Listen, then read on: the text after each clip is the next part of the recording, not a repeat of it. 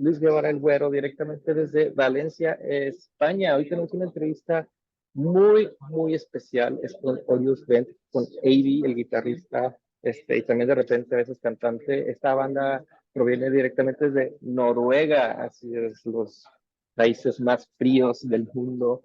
Y nos va a platicar un poco de su nuevo disco y también de su música, inspiraciones, y obviamente tendremos un quick pause. Entonces, va a ser en inglés, pero como quiera, esto va a estar traducido, como ya verán aquí, con sus subtítulos. Hello, Evi. Nice to meet you and have you here. Hello, thank you for reaching out. It's so nice to be here. Thank you. This is so cool. Like, I was listening to your new album and music, and I really dig it. Like, it's totally my style, my type of vibe. You know, it's so cool, man. Congratulations for the band and the project. Thank you so much. It's been really nice releasing it. You know, you always work on an album so hard and you make it a long time before you release it. So it's so nice when you actually get to show it to other people and it's out there in the world.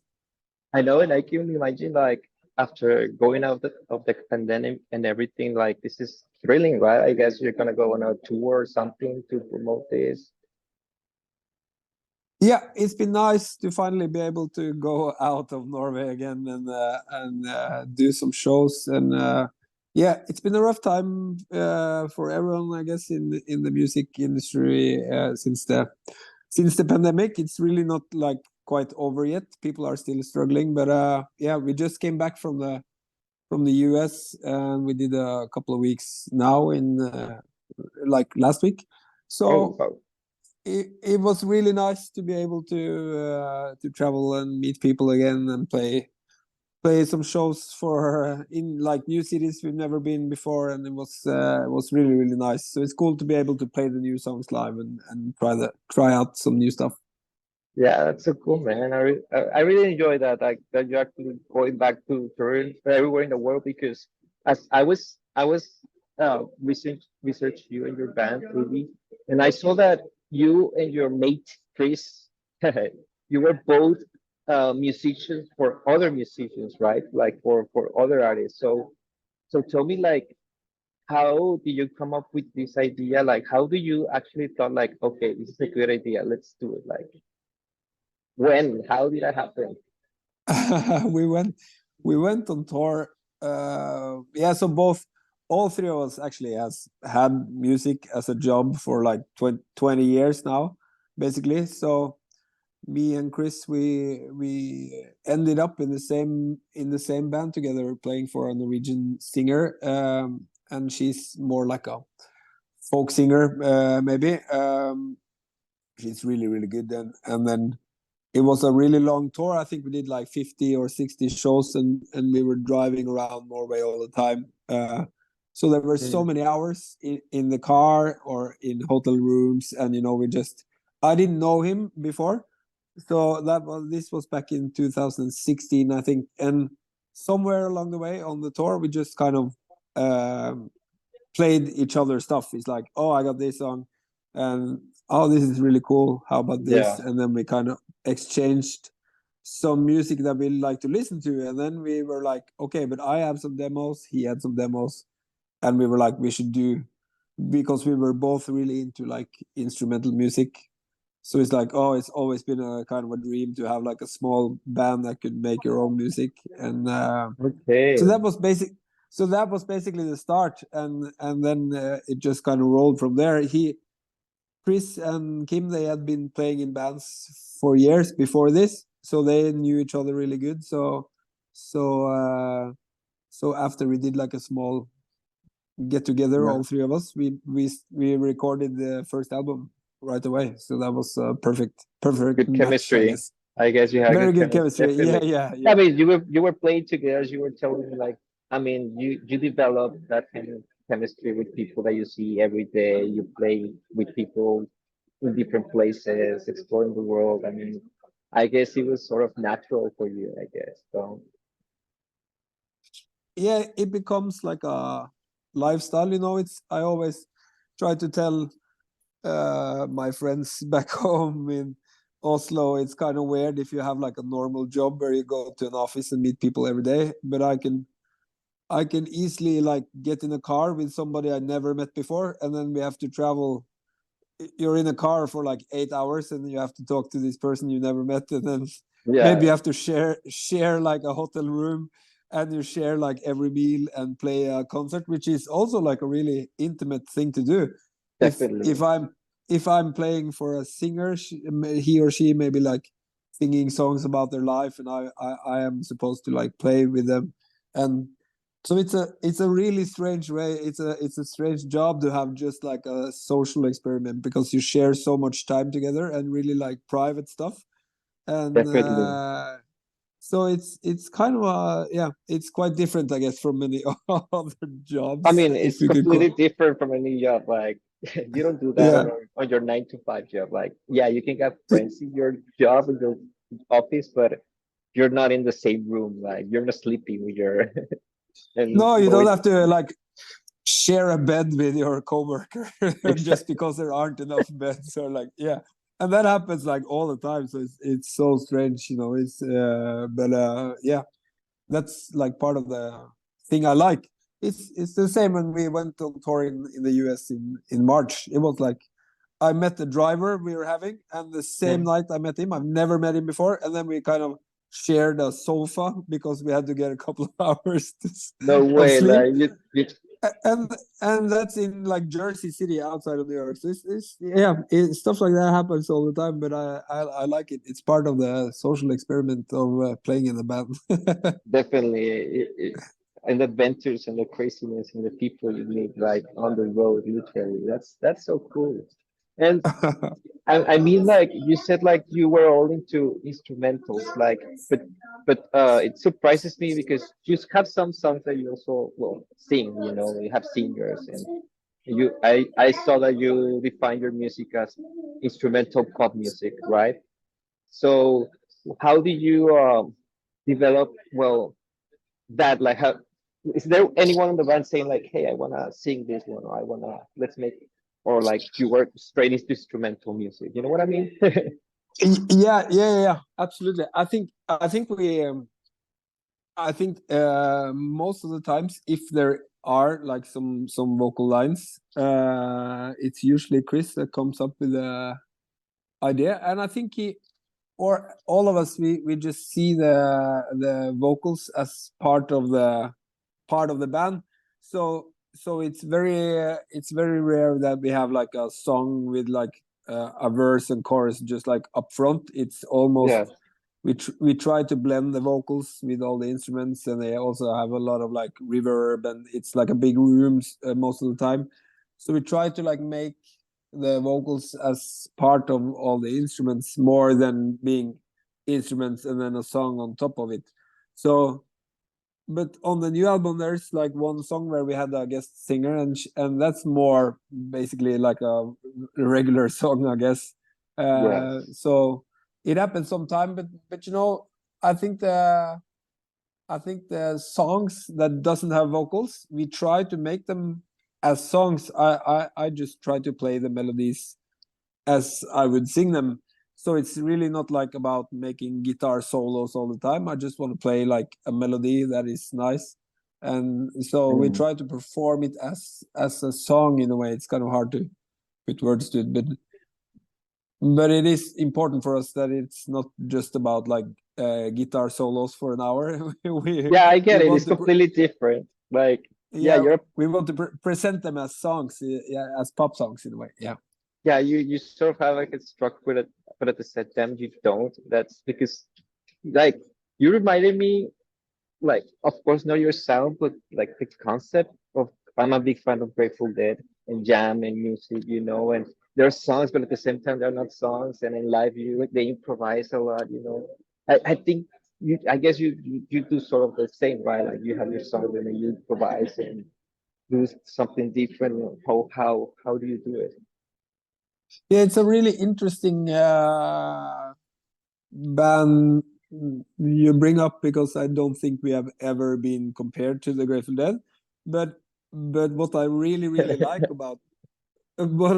like about Grateful Dead, which is kind of overlooked, I think, because so many people are just fans of the jamming, but they are also really, really good songwriters who makes these small, beautiful pop songs. And also the jamming in itself, like Jerry Garcia, it was like super melodic. It's like pop music when he plays a guitar solo. So that's, and also his like solo albums, like the first couple of solo albums from Jerry Garcia is also so beautiful, just soulful kind of pop music in a way. And the other thing I really respect about Grateful Dead, which we try to do, is that we kind of don't, there's like all these kind of rules, but we try not to have rules anyway, if you know. It's like they did like a country-ish kind of album in the 70s, but it's not really country either, so you can't really call it a country album. So I guess there's this rule that now we're gonna have like steel guitar and we're gonna make these acoustic songs, but it's not like a Nashville country album. So basically they just make up their own rules all the time, which I really enjoy. Like their own version of that, you know what I mean? But they still sound like them. For sure. And I think that's the thing when we make an album, we try not to be, I don't care really about like every song has to be in the same kind of box or have the same sound. If we want to do like more electronic stuff, we're going to do that. Or if we want to do more acoustic stuff, we're going to do that. So I think for us, it's more like this bank of ideas, and we just kind of explore every idea that's in there. That's so good, man. I really like that. I mean, and definitely you got the vibes, like completely. I love your live stream tour. Oh man, that was such a good idea. Just going to beautiful places, stream the show, play it, you know, and it sounded really fantastic. Because something that I want to mention out is like you're basically a power trio. Like you're a rock and roll power trio somehow, like guitar, bass, and drums, you know, and you make it sound so full, like completely. It's amazing your guitar work and your communication with the other guys. Like it doesn't sound like you need another member. You know what I mean? For being a power trio, for being a trio, definitely. Yeah, it's like a classic concept, I guess, but there's like not too many like classic power trios left. But I really like the idea. It was so scary in the beginning because when we played like our first full concert, it was like, if I don't play now, it just everything falls apart. Yes, and I think definitely. and I think that both of the two others felt the same, so we kind of played all the time, all three of us. But now when we're like comfortable in the kind of silent moments, we try to like play on the feeling that it could be like super quiet. So we use much more dynamics now in our show. We try to like have small parts where we hardly play and everybody has to like be really quiet to listen, and then we can just, I can stop playing and the other two guys, they will continue, and I take much more like breaks and stuff. So it becomes more natural, but it was super, super scary in the beginning. It was like, I was so terrified of going on stage and be like responsible, because again, as I said, we usually play for like other artists, and then if I'm the guitar player behind the singer, they will sing and they might have a guitar, so I can take a whole verse off and you can just kind of relax. And but now, so it's kind of hard work to do a full show with Orions Belte, but now we have done it so much that it's more it's a more familiar feeling now, I guess. Definitely, like you're now the frontman. Well, all of the three of you are like you now have like the attention like normally the singer will have. You know what I mean? So that's incredible. And I can see what you're saying with your melodies. Like you're not soloing, you're playing the chords, but at the same time melodies with the chords, and it's great because that's how you manage to keep everything full. You know what I mean? Yeah, we try to really combine hard. it. That's really hard, like to come up with melodies and at the same time do all the back, you know. Yeah, and I see that it's a lot of it's a lot of pulling back, I guess, just kind of being sparse, and you just try to try to hold back and not play too much and just let the melody sing in, I guess. But sorry, I interrupted you. You were saying I saw you. Oh no, no, No. it's okay. No, because at the same time, like I know that you change a lot the texture of the guitar. Like you sometimes use fuzz, you sometimes use. I heard a lot of flanger and delays and stuff. Like you also play a lot with that. And tell me, like, how much of a experimenter are you, or do you like to stay with the old school, or what, how crazy would you go with your sounds of the guitar, or now in the future? The sounds, yeah, I'm like, I guess kind of old school. I really don't have like too many effects that are like super modern or like computer based.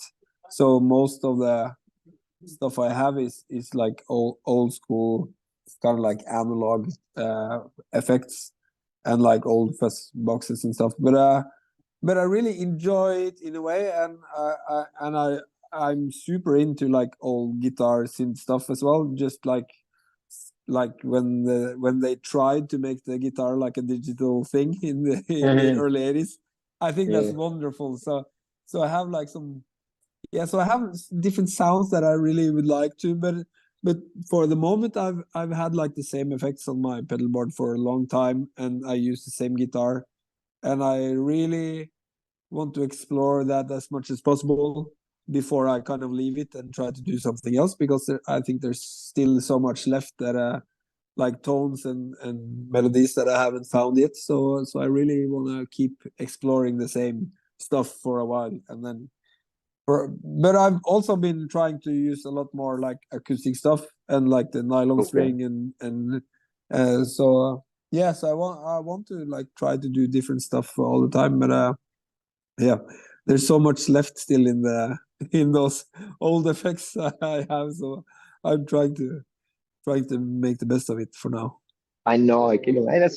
That's great. And also I wanted to ask you, coming from a musician that used to, I don't know if you used to playing with for other musicians or not. This is your full time like gig, Orions Belte. We do still play with other people, yeah. So, but it's Oh, more and more promoted with Orions Belte now.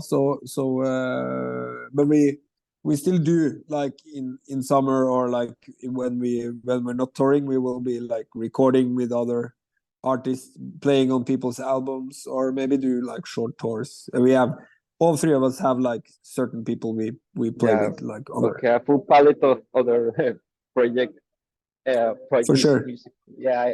Okay, and so one more thing that I wanted to ask you before going to the next part of the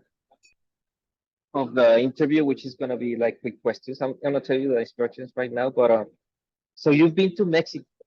Was it what you expected? Did you like it? We only went like uh, I think we were for a bit longer than 24 hours. I think it was between 24 and 48 hours. In 2019, we did play the South by Southwest in Austin, and then Mm. did like we did one show in Mexico City, and I've never been to Mexico before that, and that was, I would say, it's like one of our best memories still of all the shows we've done, because it was so cool. I guess the whole thing, just experienced like the food, the people we met. There's so many cool people. Everybody's super open. Food and drinks amazing. We played like this old church that's now Oh. like a rock venue, and that was super nice. And the funny thing, I guess the album was less than a year old when our first album, but still Mm. when we got there, it was like everybody knew the songs and were singing along to the songs and everything. So it was really crazy for us to play there and like see that we had like fans on the other side of the world when we got there, and people were singing the lyrics to these strange instrumental songs. So it was so cool, man. Yeah, I really miss Mexico City still, because I really want to go back. And I would also like to play like other cities in Mexico, I guess, just to see more of the country. It's really beautiful. Definitely. Yeah, I think it's completely different to Norway. Like it's a trip to go there, definitely. Like it's It- crazy.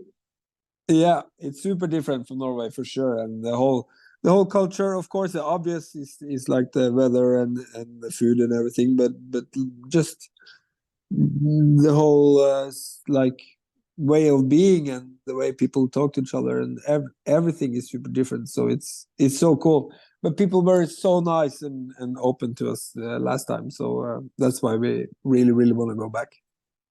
That's amazing, man. That's amazing that projects and people from literally the whole other side of the world go to Mexico and play and do what they love and share with other people. That's beautiful, man. That's really cool. I congratulate you for that, man. So now we're going to the next part, to the final part of our interview. This is called Quick Fuzz. So the game goes like this. I'm gonna ask you 10 questions, okay? Random questions about music and your taste in music as well. And you need to answer as fast as possible, okay? Okay. There's no wrong answers, okay? Everything is correct, okay? But of course, there Very are good. questions that are gonna make you think, you know? But the thing is that you need to answer the first thing that comes to your mind, you know, because technically that means that that's the real thing. You know what I mean? Yeah, for sure. That's great. I love it. Okay. Okay. So if you're ready, you need to say Fuzz yeah. So AB, are you ready? I'm ready. No, you need to say Fuzz yeah. Fuzz, yeah. Okay, I'm good. Let's try again. Okay. So AB, are you ready? Fuzz, yeah. Great. Here we go. First question. First album that you bought with your own money. Paul McCartney Unplugged on CD. Okay. If we could see which song you have listened the most in your entire life, which one will it be? Ooh, most. I think one of them would definitely have to be a song called what's the name of the song? Oh Jesus, it's a song by John Coltrane on the album Ballads, which is called Okay. John All Coltrane or is Nothing okay. at All. Okay, Yeah. okay. Would you rather have had a chance to see a John Coltrane show or a Beatles show? John Coltrane for sure. Yeah, Oh, me too. Favorite Mexican food? Mexican. Most important Favorite. artist? Oh, sorry. Oh, yeah, Favorite. yeah. Yucatan tacos. Okay, okay. Most important artist of our generation? Of our generation. Wow. Probably Beyonce. Okay. Favorite TV show or anime? Favorite TV show. Right now, I'm watching favorite TV show. Sorry, it's The Wire. Okay, the one. Best concert that you ever been as a fan? Best concert. I think I was pretty young, and I saw AC/DC once in Oslo, and that Oh, was that's so amazing. cool. When Name, everyone was still alive. oh, well, name the last song or band that you listened to before the interview. Today, I listened to Feist's new album. Okay, okay. Dream venue that you would love to play at. The best venue that you can imagine that you would love to play. Oh, best venue. I really like those old theaters, you know. So maybe like the Hollywood Bowl or the Beacon Theater in New York or something Oh. like that. And last question, newest artist that you discovered. The newest artist that I listen to now. Sorry, I really have to pull up because I want to do the name right. So Don't worry.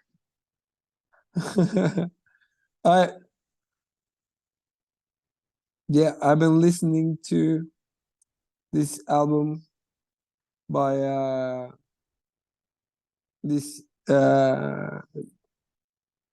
no, sorry, I lost you.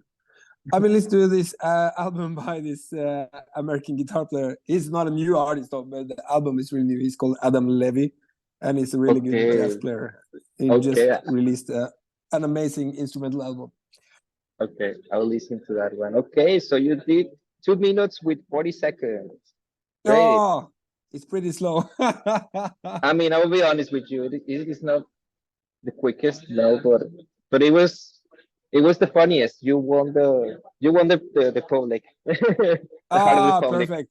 I'm so slow with names. You know, it's my worst skill. I'm horrible with remembering names. Don't worry, this is part of the game. Like, make you think. You know, that's what I told you. Like, it's very good. Thank you.